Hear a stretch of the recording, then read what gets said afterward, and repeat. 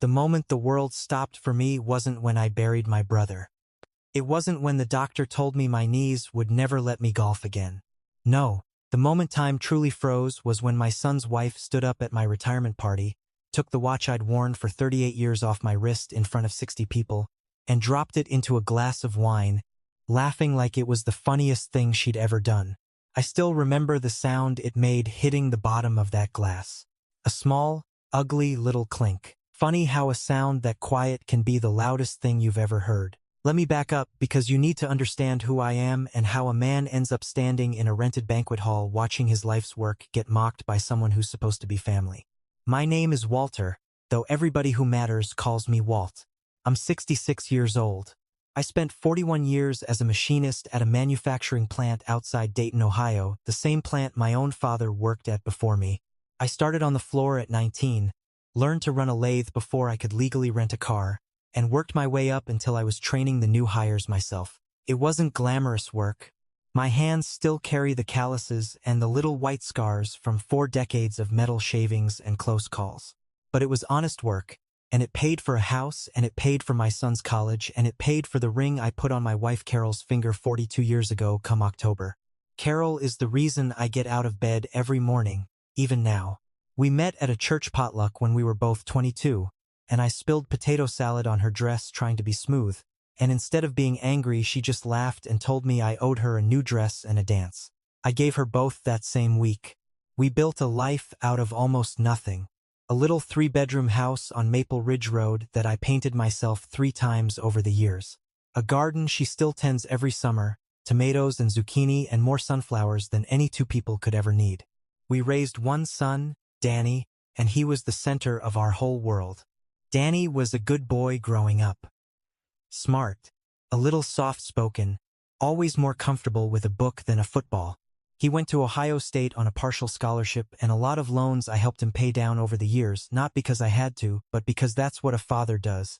He became a project manager for a construction firm downtown. Good, steady work, and about 6 years ago he married a woman named Vanessa. I want to be fair here, because I know how these stories can sound one-sided. Vanessa wasn't cruel in the beginning, or if she was, she hid it well. She came from money, real money. Her father owned 3 car dealerships across the county, and I think from the very first dinner we had together, she looked at our house and our furniture and the way Carol reused margarine tubs for leftovers, and she made a decision about who we were. Cheap people, small people, people who hadn't tried hard enough in life. She never said it outright. It came out in little comments. Asking Carol where she'd gotten her blouse and then saying, "Oh, that's sweet," in a tone that made it clear it wasn't a compliment. Asking me at Thanksgiving if I'd ever considered doing something else with my hands besides factory work, like there was something shameful about building the parts that held airplanes and hospital equipment and half the machines that keep this country running. Danny would get quiet in those moments. He'd change the subject, and I told myself, the way fathers do, that it wasn't my place to make waves in my son's marriage. So when my retirement finally came around after 41 years on that floor, and the plant threw me a small party with cake and a certificate, and Danny told me he wanted to do something bigger for the family, something to really celebrate it properly, I was moved, genuinely moved. He said he wanted to rent out the back room at the Oakwood Grill, invite the extended family, make a real night of it. He said Vanessa had offered to help plan the whole thing, said she'd been asking around about caterers and decorations, said this was her way of finally connecting with our side of the family. I should have felt something twist in my gut right then. I didn't. I felt hope. The weeks leading up to that party, Carol and I talked about it like teenagers waiting for prom. I dug my old dress shirt out of the closet, the good gray one I only wore to funerals and weddings, and Carol took it to get pressed.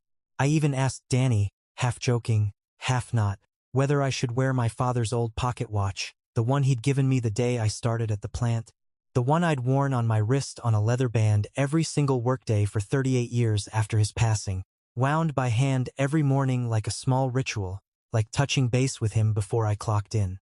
Danny told me to wear it, said it would mean a lot to see it there. The night of the party, Carol wore her blue dress, the one from our 35th anniversary, and she looked so beautiful walking into that banquet hall that I forgot, just for a moment, to be nervous about anything at all. The room was strung with little white lights. There was a banner that said, "Congratulations, Walt, 41 years," in gold cursive letters. My old crew from the plant had come, 6 or 7 guys I'd worked beside for decades, along with cousins and neighbors and Carol's sister from Cincinnati. Danny hugged me at the door, told me he was proud of me, and for a moment everything felt exactly the way I'd hoped it would. Vanessa greeted us at the entrance in a dress that probably cost more than my first car, and she air-kissed Carol's cheek and told her the room looked cute, which was, I would later understand, the nicest thing she was capable of saying about anything that wasn't hers. Her parents were there too, Richard and Dana, who own those dealerships, and they shook my hand with the kind of grip that's really just checking a box, already looking past me for someone more interesting to talk to. Dinner went fine enough. There were toasts. My old foreman, Pete, stood up and told a story about the time I stayed 4 hours past my shift to help a 19-year-old kid fix a botched weld so he wouldn't get written up on his first month, and the room laughed and clapped, and Carol squeezed my hand under the table, and I felt, for the first time in a long time, like the sum of my life had actually amounted to something worth celebrating. Then came the gift portion of the evening, which I hadn't been expecting, but Danny stood up and said he had something special. He handed me a small wrapped box, and inside was a new watch, a nice one, a real nice one, gold-faced, leather band, the kind of thing that probably cost him 3 or 4 paychecks. I was touched, genuinely touched, and I told him so, my voice cracking a little as I said it, and that's when Vanessa stood up too, glass of red wine in her hand, and said she wanted to say something. "Since Walt's getting a real watch now," she said, smiling out at the room like she was about to deliver a punchline, "maybe it's time to retire the other one too."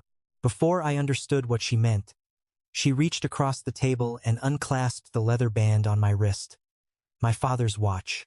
The one that had ticked through 41 years of my life, through Danny's birth, through Carol's surgery, through every single sunrise I'd driven to that plant in the dark. I was too stunned to pull my arm back in time, and she held it up for the room like a trophy, turning it over in her fingers, wrinkling her nose at the scratched old face and the worn band.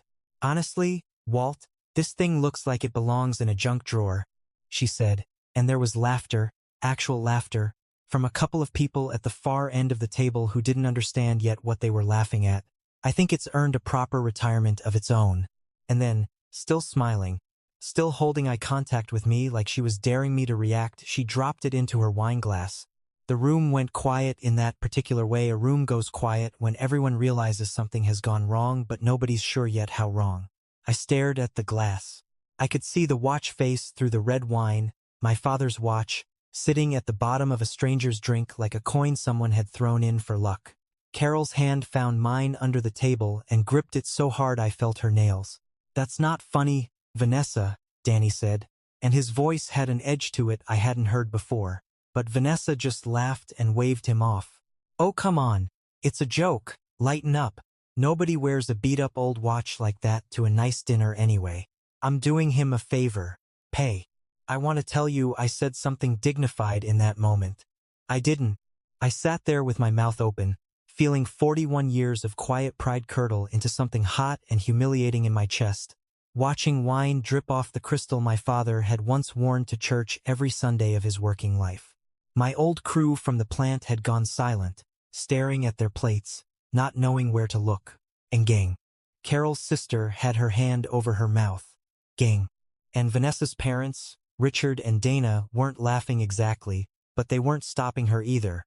Dana actually leaned over and murmured something to her husband that I caught just enough of to understand it was about how sentimental these old-timers get about the strangest things.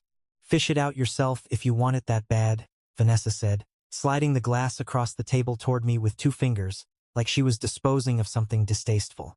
"I just thought it'd be nice for you to finally look put together for once."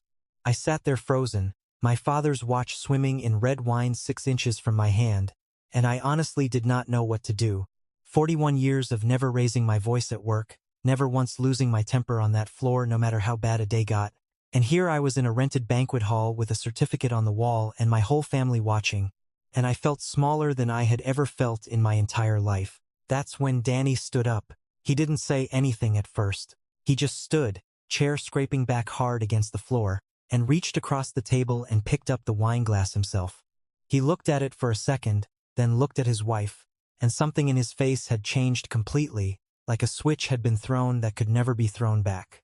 "You want to make a joke out of my father's watch," he said, his voice low and shaking, in front of the men he worked beside for 4 decades. "On the one night we're supposed to be honoring him? Danny, it's a watch. It's my grandfather's watch," Danny said. Louder now, loud enough that the whole room heard it. "It's the only thing of his. My dad has left. He's worn it every single day since Grandpa died, and you just dropped it into a wine glass in front of 60 people like it was garbage." And then, before anyone could stop him, before I could even process what was happening, Danny reached across the table, picked up his own untouched glass of red wine, and poured it slowly, deliberately, directly over Vanessa's head. The room made a sound I can only describe as a collective gasp, followed by absolute silence. Wine ran down through Vanessa's perfectly styled hair, soaking into the shoulders of her expensive dress, dripping off her chin onto the white tablecloth. She sat there for a moment in total shock, mouth open, wine dripping off her eyelashes, and then she let out a sound somewhere between a shriek and a sob. "How dare you?" she screamed, shooting up out of her chair so fast it toppled backward. "How dare you embarrass me like this? In front of my parents, in front of everyone. You embarrassed my father first," Danny said. And he wasn't shouting anymore. His voice had gone flat and cold, in a way that somehow scared me more than yelling would have. "You've been doing it for 6 years. The comments about the house, the comments about his job, the way you talk to my mother like she's the help. I let it go every single time because I loved you, and I thought I could fix it. I was wrong. Tonight you humiliated the best man I know on the one night that was supposed to be about honoring him, and I am done pretending that's okay." Vanessa's father, Richard, stood up now too, his face red. "Now hold on just a minute, son. You don't get to talk to my daughter like that." "With respect, Richard," Danny said, turning to face him, "your daughter just dropped a dying man's father's watch into a wine glass for a laugh. I think tonight, of all nights, you might want to sit this one out." Nobody had ever heard Danny talk like this. Not Carol, not me, not even, I suspect, Vanessa herself, who was standing there dripping wine onto the carpet with an expression I can only describe as pure, cold fury, the kind that comes from someone realizing in real time that they have lost control of a room they were used to controlling completely. "You're going to regret this," she said, her voice shaking, pointing a finger at Danny that trembled with rage. "You have no idea what you just did. You have no idea what I'm capable of." "I think I'm starting to get an idea," Danny said quietly. Vanessa grabbed her purse off the back of her chair, and without another word, she turned and stormed out of the banquet hall, her parents scrambling up after her, Richard shooting Danny a look on the way out that could have curdled milk. The door swung shut behind them, and for a moment the only sound in that room was the quiet hum of the little string lights overhead.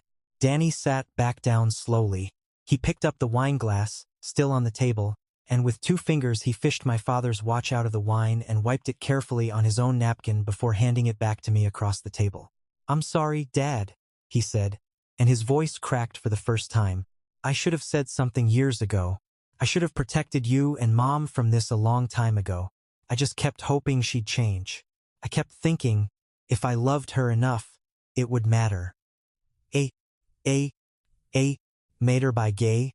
I took the watch from him with hands that weren't quite steady, and I held it for a second before I could even say anything back. Carol was crying beside me, but they weren't sad tears exactly. They were something more complicated than that. Relief tangled up with grief, tangled up with a strange kind of pride. "You didn't have anything to apologize for tonight," I told him, and I meant it. "Tonight, you did something I don't think I could have done myself. You stood up for this family."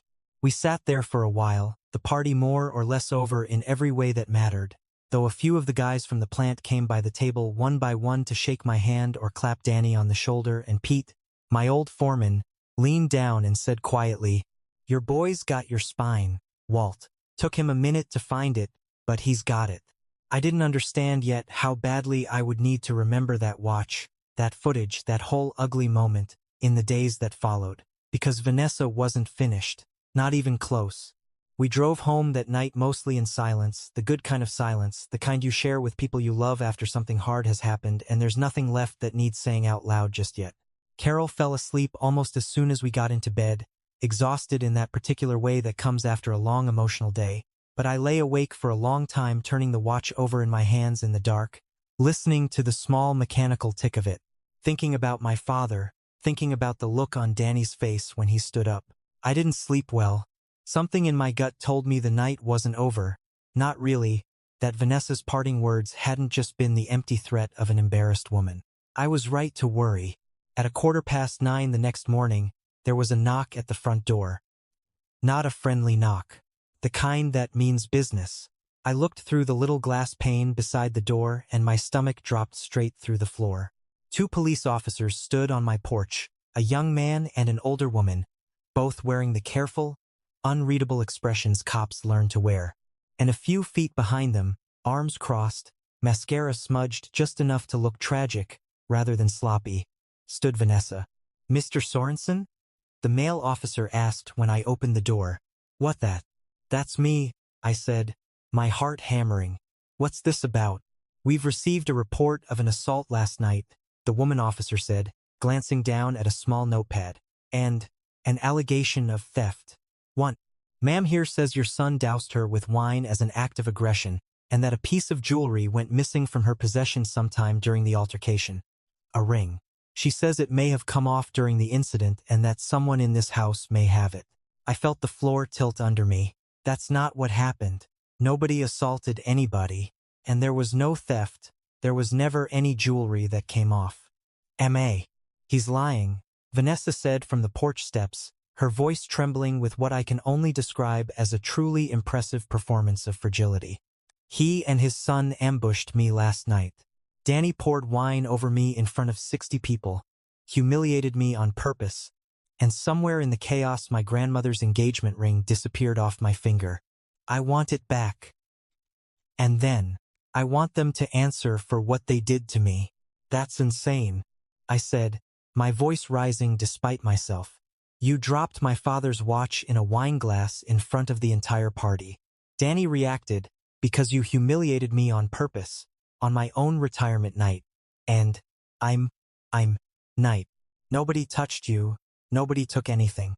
"Sir, we're going to need to come in and ask a few questions," the male officer said, holding up a hand to slow things down, the way people do when they've clearly seen this exact scene play out 100 times before and have learned not to take sides too fast.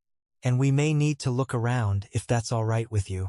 I wanted to slam the door. I wanted to scream that this woman was a liar, that I'd watched her drop a dead man's watch into a wine glass for sport 12 hours earlier, and now she had the audacity to stand on my porch accusing my family of theft.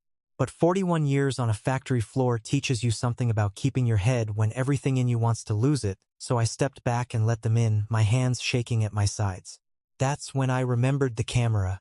3 years earlier, after 2 break-ins on our street inside of one summer, I'd installed a small security system, motion-activated cameras covering the front porch and the driveway, nothing fancy, just enough peace of mind for Carol so she'd stop double-checking the locks 4 times a night. I hadn't thought about it once during the party, obviously, since the party wasn't even at our house. But then it hit me, cold and sudden as a bucket of ice water.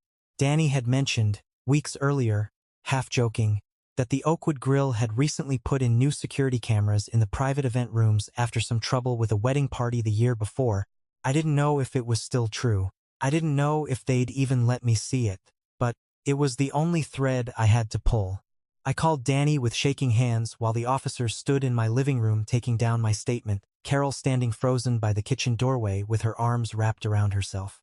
Danny picked up on the first ring, already halfway to a panic of his own, because Vanessa had apparently also gone to his apartment that morning with the same story, the same missing ring, the same tears. But when I told him about the cameras at the Oakwood Grill, I heard something shift in his voice, something like hope cutting through the fear. "I'll call them right now," he said. "I know the events manager. I'll call her right now, Dad. Just hold on." 20 minutes later, Danny called back to say the manager, a woman named Alicia who remembered him from booking the party, had agreed to pull the footage and let us view it, provided the officers came along to make it official. We all drove over together in a strange, tense little caravan, Danny and I in my truck, the officers in their cruiser behind us, Vanessa trailing somewhere in her own car with her parents, who had apparently been summoned back for round 2. The back office at the Oakwood Grill was small and cluttered with catering supplies, and Alicia pulled up the footage on an old desktop monitor while all of us crowded around behind her, the two officers, Danny, myself, and eventually, Vanessa and her parents too, once they arrived and were let in by the front desk. Alicia scrubbed the footage forward to the dinner portion of the evening, and there it was, in grainy but clear enough color, the whole scene playing out exactly as I remembered it. Vanessa standing, reaching for my wrist, unclasping the watch, dropping it in the wine glass. The ripple of laughter and shock through the room, Danny standing, the wine going over her head, her storming out, and then, right as she was gathering her purse to leave the frame, the camera caught something none of us had seen in the chaos of the moment. Vanessa turned slightly away from the table, sliding a ring off her own finger and dropping it deliberately into the outside pocket of her purse before storming out the door. The room went dead silent. Alicia paused the footage, her thumb hovering over the frame, and looked up at the female officer with wide eyes. "Can you play that back once more?" the officer asked, and Alicia obliged, slower this time, and there was no mistaking it. Vanessa had removed her own ring, in full view of the camera, and pocketed it herself, minutes before she would go on to claim it had vanished during an assault. "That's not what it looks like," Vanessa said immediately, her voice climbing an octave. I was adjusting it. It must have felt loose after everything." "Ma'am," the male officer said, and his tone had changed completely now, gone flat and formal, in a way it hadn't been on my porch an hour earlier. "That footage shows you removing a ring and placing it in your bag prior to leaving the venue. You then reported that same ring stolen this morning. That's a felony false report, and depending on how this shakes out, potentially insurance fraud if any claim was filed." "I didn't file anything yet," Vanessa said quickly, too quickly, her composure cracking wide open right there in front of everyone. "I was just upset. I wasn't thinking straight. Danny humiliated me in front of everyone, and I just wanted him to understand how it felt. By accusing an innocent family of theft?" Danny said, and his voice was quiet now, quiet in a way that was somehow worse than shouting. "By dragging my 66-year-old father through a police investigation the morning after his own retirement party?" "Vanessa, listen to yourself." She started crying then, real tears this time, the kind that come when the last thread of a lie finally snaps. Richard stepped forward like he wanted to argue, but Dana put a hand on his arm, her face gone pale, the family's carefully maintained composure finally, completely dissolved. "I want a divorce," Danny said, and he said it looking directly at Vanessa, not raising his voice, not performing for the room, by just stating a fact he'd apparently already settled in his own heart sometime between last night and this moment. "I should have said it years ago. I kept hoping you'd become someone different. You're not going to, and I'm not going to let you hurt my parents, or use them, or lie about them, ever again." The officer spoke to Vanessa for a while longer, made some notes, mentioned something about consulting with the prosecutor's office about the false report, though I honestly don't know to this day whether anything ever formally came of it beyond a very long, very quiet drive home for the Whitfield family. What I do know is that Vanessa left that back office without another word to any of us, her mascara ruined, her father's hand hovering uselessly near her shoulder, like he didn't quite know what to do with a daughter he'd never had to watch lose before. Danny drove me home that afternoon, and neither of us said much until we pulled into the driveway and Carol came running out before the truck had even fully stopped, and Danny got out and just let her hold him for a long minute in the yard, the way she used to when he was small and skinned his knee and needed exactly nothing except his mother's arms around him. That night, the three of us sat at our kitchen table, the same table Danny had eaten 1,000 breakfasts at growing up, and I set my father's watch down in the middle of it, still smelling faintly of red wine no matter how many times I'd wiped it down. "It still works," I said, mostly to fill the silence, and I wound it once, listening to the small tick pick back up, steady as ever. 41 years, and it still works. Danny reached over and put his hand over mine on the table. "It's going to be a rough few months," he said. "The divorce, all of it. But I don't regret last night. Not for a second. I should have found my spine a long time before I ever needed a wine glass to do it." Carol reached over and took both our hands, and for a moment the three of us just sat there, quiet, in a kitchen that had seen 42 years of our family's ordinary, unglamorous life, And I thought about how strange it was that the worst night of my retirement had somehow also become the night I understood, more clearly than I ever had before, exactly what my son was made of. The divorce took the better part of a year to finalize, and it wasn't easy, and there were more ugly moments along the way that I won't bore you with here. But Danny came out the other side of it steadier than I'd seen him in years, like something that had been coiled too tight inside him for a long, long time had finally been allowed to release. He moved into a little apartment not far from us, started coming by for Sunday dinners again the way he used to before Vanessa decided our house wasn't worth visiting. Carol started teaching him her chili recipe, the one with too much cumin that he always used to ask for seconds of as a boy. We never did have another big party after that. Not because we're afraid of parties, and not because we're still angry. We're not really, not anymore. We just learned something that night that we didn't know how badly we needed to learn. Love isn't the big gestures, the banquet halls, the banners with gold cursive letters. It's a son standing up out of his chair when it matters. It's a wife's hand finding yours under a table in the worst moment of an evening. It's a watch, scratched and worn and still ticking after 41 years, sitting quiet and steady on a kitchen table between the people who love you. I still wear that watch every single day. The new one Danny gave me sits in a drawer somewhere, nice as it is, because it never meant what the old one means. Some things aren't about how they look. They're about what they've survived and who was standing beside you when they did. So if you're listening to this and you've got someone in your life who dropped their pride on the table for you when it counted, hold on to them. Tell them what it meant. Don't wait 41 years like I nearly did to say the things that matter most. Because the truth always finds its way out into the light eventually, one way or another, but you don't have to wait for a wine glass or a security camera to know who really loves you. Sometimes all you have to do is watch who stands up.